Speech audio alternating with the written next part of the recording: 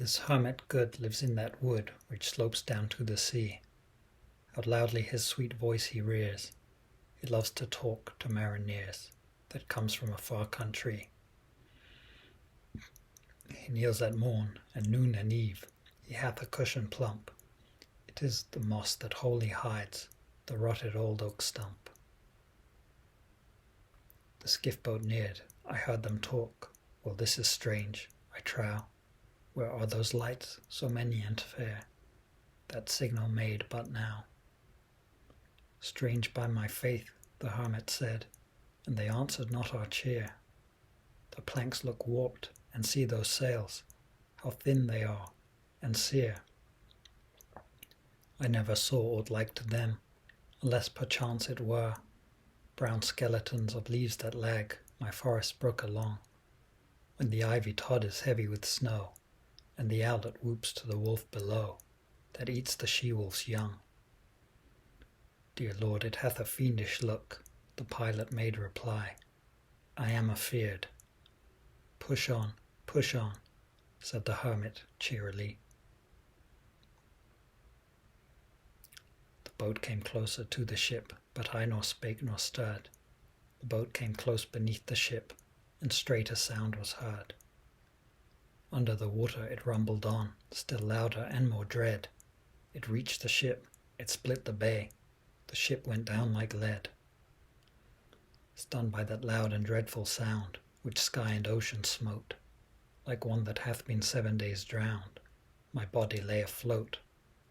But swift as dreams myself I found, within the pilot's boat.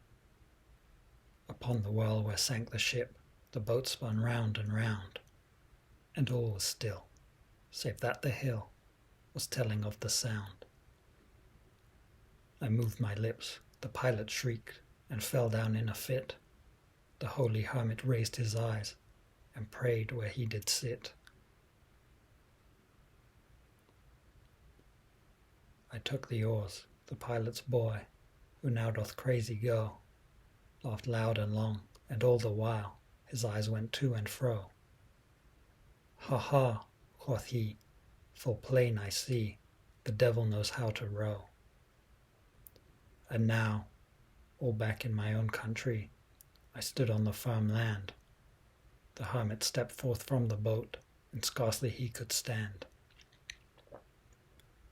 O shrieve me, holy man, the hermit crossed his brow. Say quick, quoth he, I bid thee say, what manner of man art thou? Forthwith this frame of mine was wrenched with a woeful agony, which forced me to begin my tale, and then it left me free. Since then, at an uncertain hour, this agony returns. Till my ghastly tale is told, this heart within me burns. I pass, like night, from land to land. I have strange power of speech. That moment that his face I see, I know the man that must hear me. To him my tale I teach. What loud uproar bursts from that door?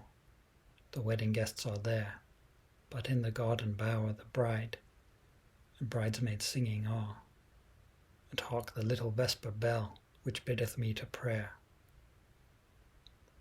O wedding guest, this soul hath been alone on a wide, wide sea. So lonely 'twas that God himself scarce seemed there to be. O sweeter than the marriage feast, 'tis sweeter far to me, to walk together to the kirk with a goodly company, to walk together to the kirk and all together pray, while each to his great Father bends, old men and babes and loving friends, and youths and maidens gay. Farewell, farewell, but this I tell to thee, thou wedding guest. He prayeth well that loveth well, both man and bird and beast. He prayeth best that loveth best all things both great and small, for the dear God that loveth us, he made and loveth all. The mariner, whose eye is bright, whose beard with age is hoar, is gone, and now the wedding guest turned from the bridegroom's door. He went like one that hath been stunned, and is of sense forlorn, a sadder and a wiser man, he rose the morrow morn.